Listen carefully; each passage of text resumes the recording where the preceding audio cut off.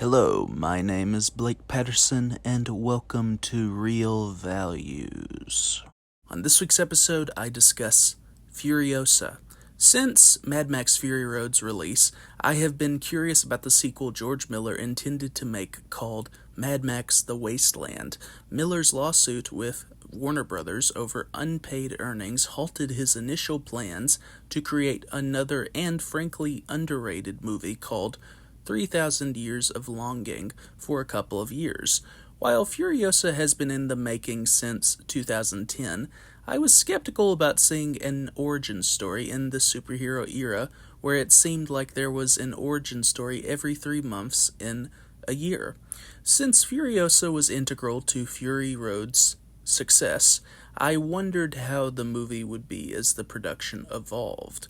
To the audience's benefit, if you follow Furiosa's wavelength, Furiosa proves to be a satisfying origin story with clarification both narrative and psychological regarding Furiosa's upbringing from being abducted and seeing her mother killed by the eccentric and pompous warlord Dr. Dementus, Chris Hemsworth in his most entertaining role, to her growth as a woman in the war between Dr. Dementus and Immortan Joe, played by Latchy Holm. Juxtaposing the early scenes of the pure wilderness from the green place of many mothers with the rest of the movie concerning the wasteland provides a contrast for the audience and how gripping and touching the death of Furiosa's mother is, and her gradual pursuit to return. Considering the tragic events around the destruction of the green place of many mothers with the memorable image of Furiosa falling to her knees in anger and despair from Fury Road, the sequences strike an emotional chord with the audience due to this recognition. As an artist, Miller's approach to his canvas is painterly in his color palette beyond the orange and blue colors audiences view during the day and night. Each image is elegant and formal, with Miller drawing from the westerns of his youth to develop breathtaking images of his desolate landscape. Miller's employment of symbols, from a teddy bear to how Furiosa utilizes Dr. Dementus's body, conveys the complexity of Furiosa's childhood trauma amid a society where people are as cruel to nature as other people with the growth of the tree upon Dr. Dementus's groin.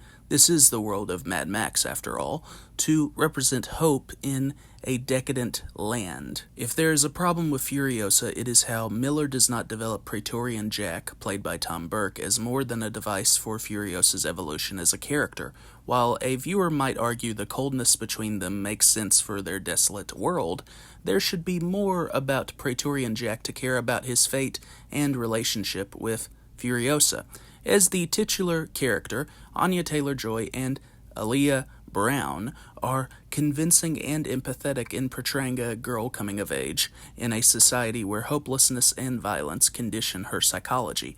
While some people have a problem with Taylor-Joy not having many lines until the last third, it makes sense for Furiosa to express few words due to her traumatic past and rage toward Dr. Dementus. Miller emphasizes Taylor-Joy's face, even when she is tearful, to evoke her psyche when demonstrating her fearlessness against all odds. Even though I would normally complain about a movie ending with a replay of clips from a previous film during the credits, Furiosa earns the decision due to the overwhelming energy of Miller's direction. Thank you for watching this video. Have a great night.